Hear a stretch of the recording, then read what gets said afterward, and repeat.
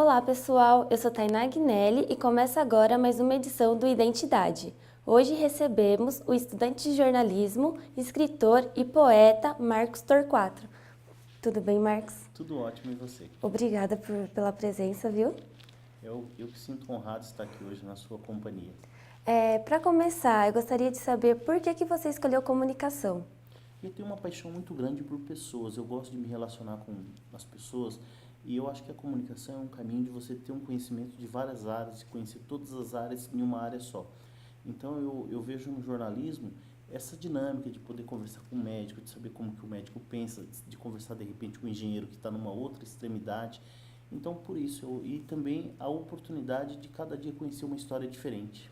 Você já teve alguma experiência na área do jornalismo?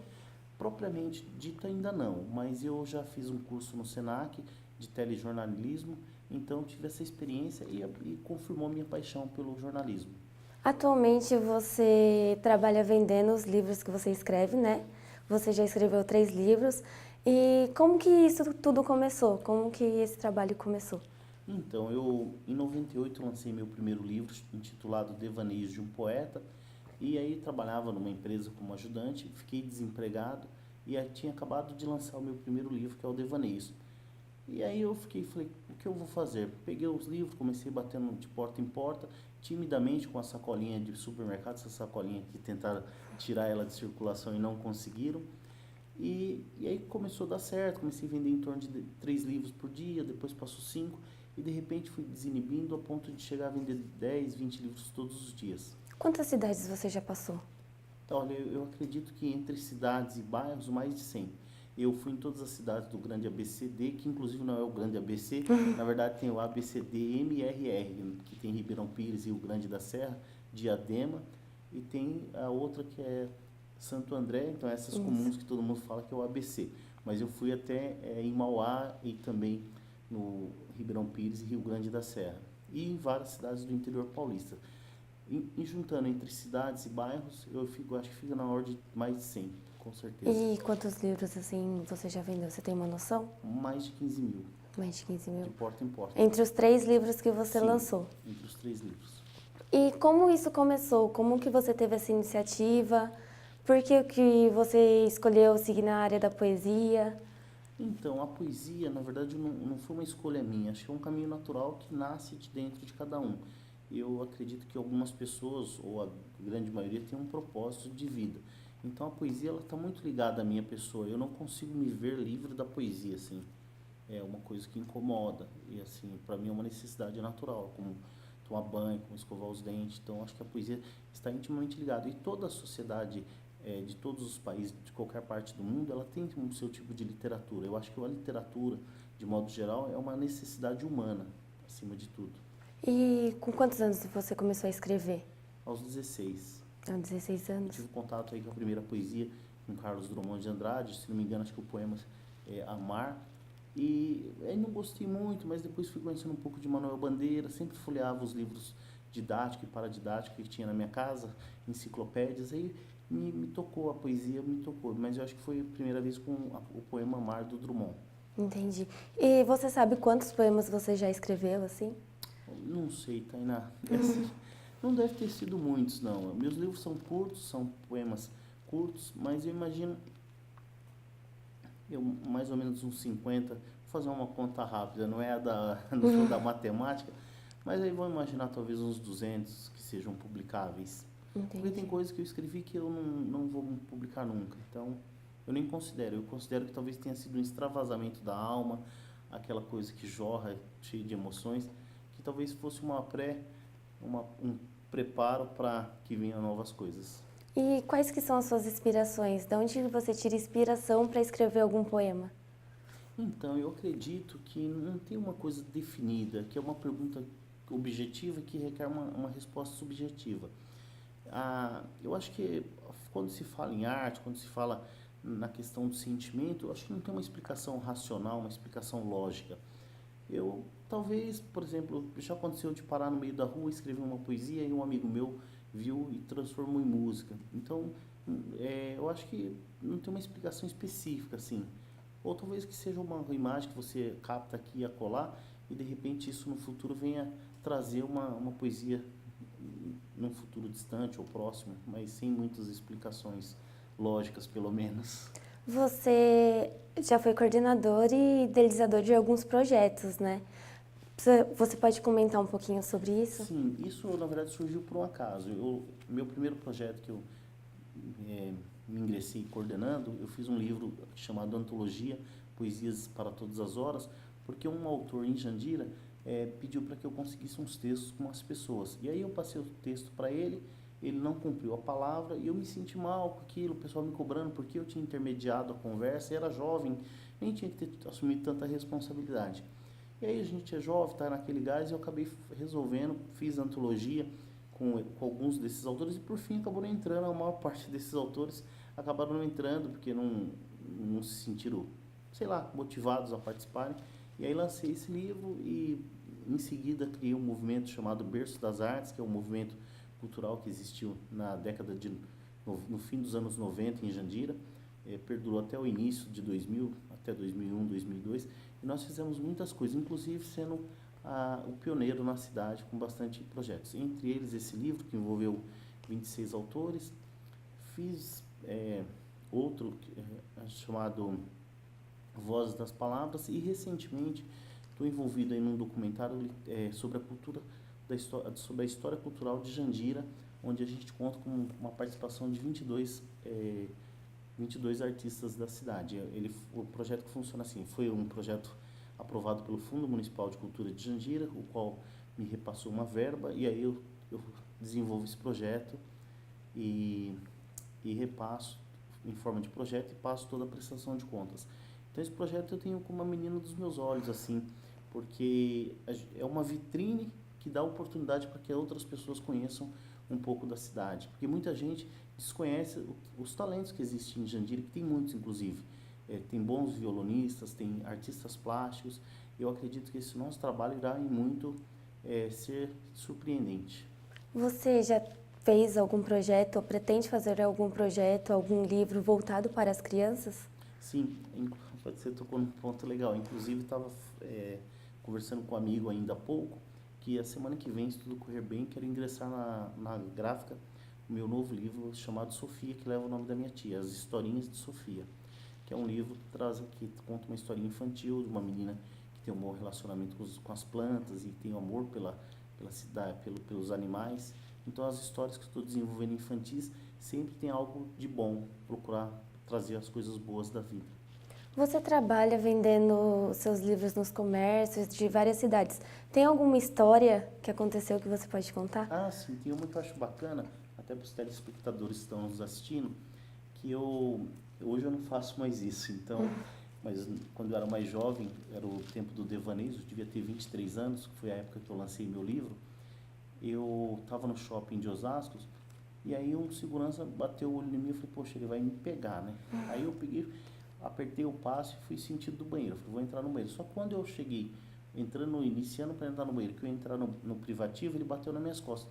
Aí eu gelei, né? Só que eu saquei da bolsa rápido um livro e virei e falei assim, ele falou, você está vendendo alguma coisa aqui?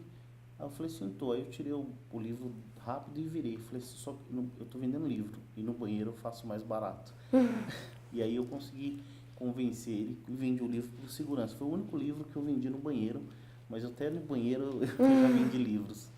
E dá para viver de arte no Brasil? Então, Tainá, eu acredito que assim, a arte, como todas as coisas, tudo é possível. Por exemplo, você tem os grandes nomes, e eu acho que assim, o problema não é a arte ou não a arte, o problema é quem está por trás da arte e quem está trabalhando com a arte. Tem pessoas que são milionárias que trabalham com arte, e tem pessoas que estão na miséria. A arte, eu acho que tem esses extremos. Tem pessoas que ganham muito dinheiro e tem pessoas que têm uma dificuldade financeira grande. Eu não tenho muito dinheiro, mas também eu estou no meio termo aí. Eu vivo, pago as minhas contas, consigo manter a minha família, e lógico que a gente passa umas dificuldades do dia a dia. Mas, por exemplo, a gente tem a arte, aquela pessoa que de repente canta uma música, que é um Roberto Carlos, mas tem muitas pessoas que não atingem esse grande nível. Eu acho que a arte tem esse meio extremo, assim, ou você está muito lá em cima, ou você está... Tem a questão das massas também aí, da indústria cultural. Então depende, a poesia não tem grandes mercados, mas eu tenho a satisfação. Em 2013, por exemplo, eu vendi uma ordem de 20 livros quase todos os dias. E não é só a questão financeira, é a questão de prazer, de se sentir bem, falar com pessoas. Eu não sei se seria mais feliz se eu tivesse fazendo outra coisa. Sim, às vezes quando passa aperto a gente fica triste, tal, se preocupa, tem a guerra interna, mas não sei se eu estaria feliz, por exemplo, se estivesse trabalhando numa empresa convencional. Você já ganhou alguma premiação pelo seu trabalho?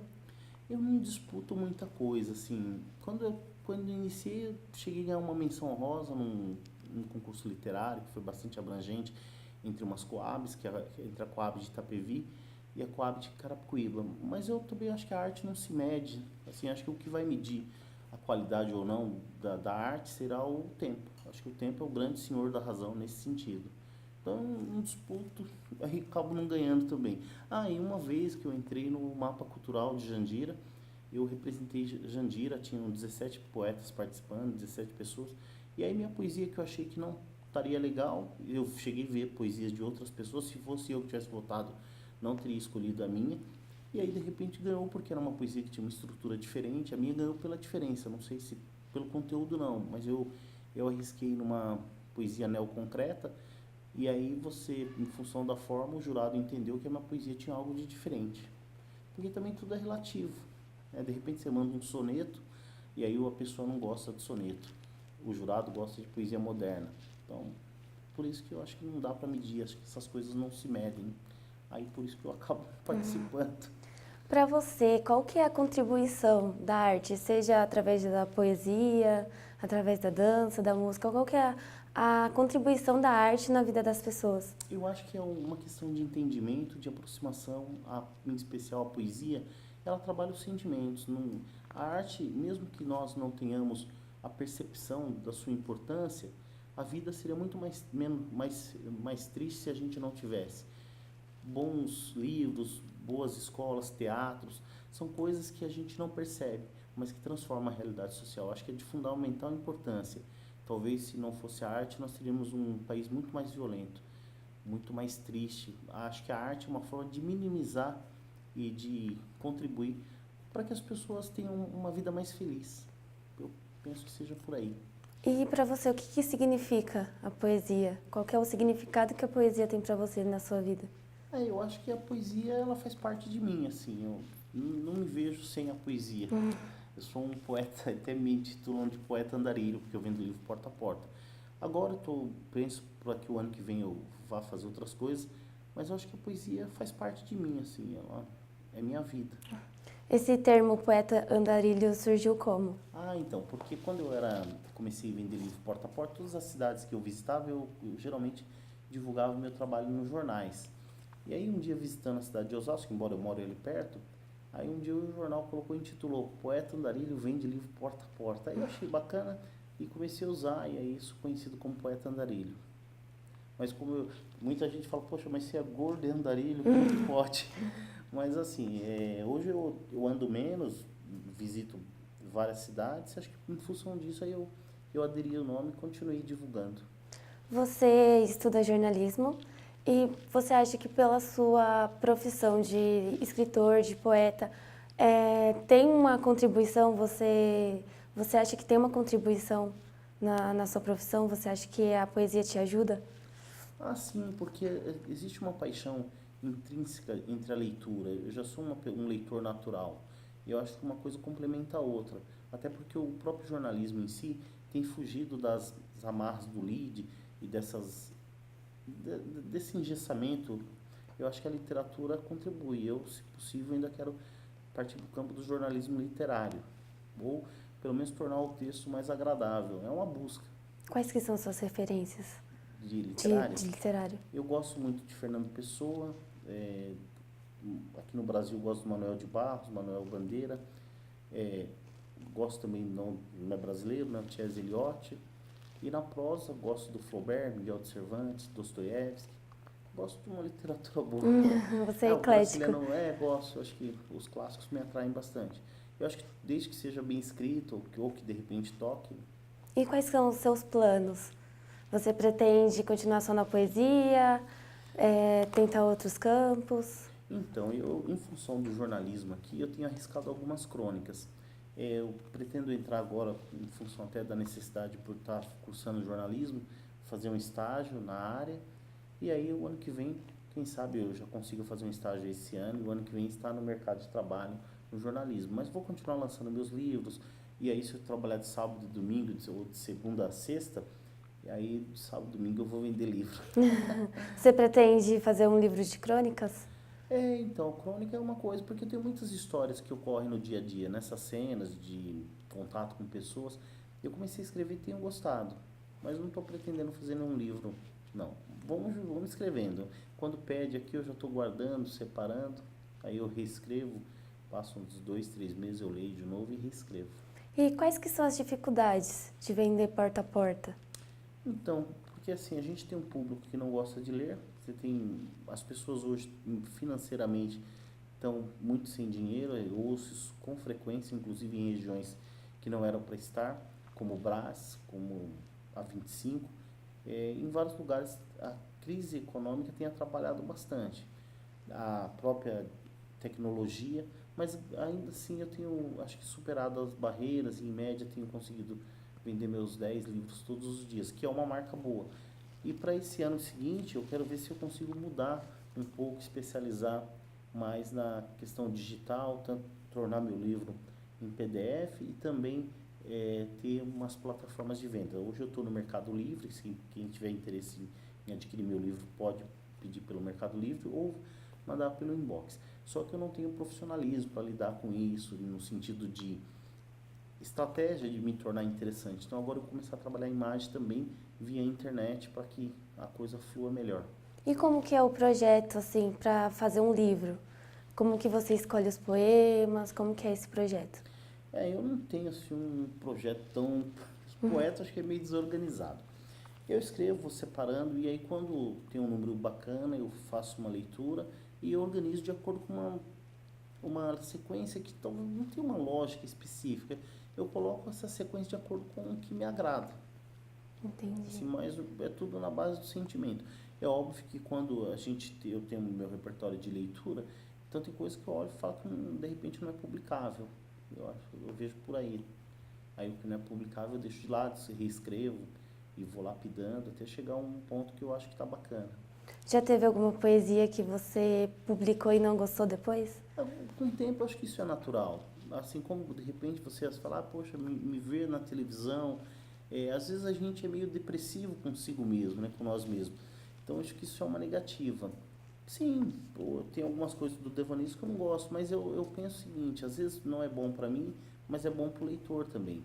Tem pessoas que, por exemplo, pode adorar uma poesia e não gostar de outra. Então a gente tem que ter essa maturidade para aceitar isso e, enfim. Para terminar, você pode recitar um poema seu pra gente? Eu vou tentar. Eu vou recitar um, não do livro aqui, mas o meu segundo livro, que é o Curvas do Tempo. A poesia chama Relógio Indelével. Tic, tac, tic, tac, tic, tac, diz o relógio. Avança nesse movimento brusco. Qual frase poderia ser, se não tic, tac? Uma frase curta, mas que transforma toda a nossa existência em lembrança. O passado, que um dia foi presente e se perdeu com tic-tac. O presente que se transforma em passado. O futuro será presente e passado. A minha jovialidade, que talvez no porvir, será velhice. Depois vem o tic-tac final. Será saudade, lembrança? Quem sabe, esperança. O tic-tac continua na vida de uns e acaba na vida de outros. Tic-tac, tic-tac. Muito obrigada, viu, pela participação. Obrigado Foi um prazer você. ter você aqui. O prazer é todo meu e virei sempre que for convidado. Obrigada. O Identidade fica por aqui. Até o próximo programa.